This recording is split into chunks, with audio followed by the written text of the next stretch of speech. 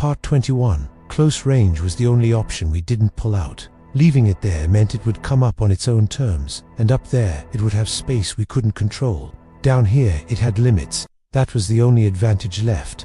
We stayed and moved closer. The space kept shifting under our feet. Small adjustments that tried to push us offline and force us back. It wasn't enough to stop movement, but it made every step deliberate. We stayed tight, no gaps, no one drifting off. Distance was a liability down here. It didn't advance. It held position and controlled the space between us. The path narrowed without it moving.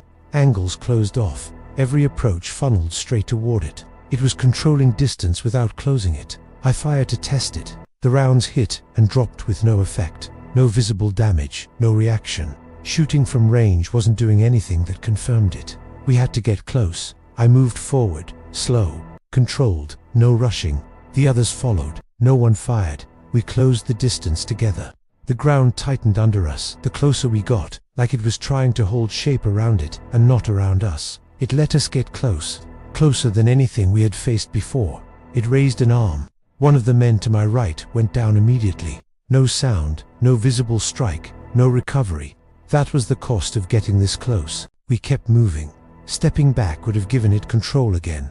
I pulled a flare and drove it forward into its center. The moment it made contact, the space shifted hard, not wide, tight and immediate. That was the first real reaction. The others moved in at the same time.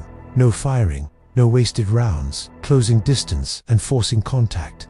The space pushed back against us, trying to separate us, but it couldn't do it clean with all of us inside it. For a short window, it lost control of the space around it, not the body, the alignment.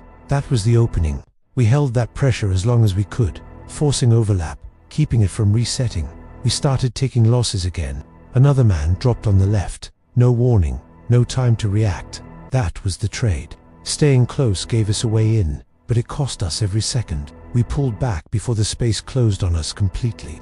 Not a retreat, just enough distance to stay alive. It didn't follow. It held position again, controlling the area around it, but not as clean as before. I checked what I had left. Almost nothing.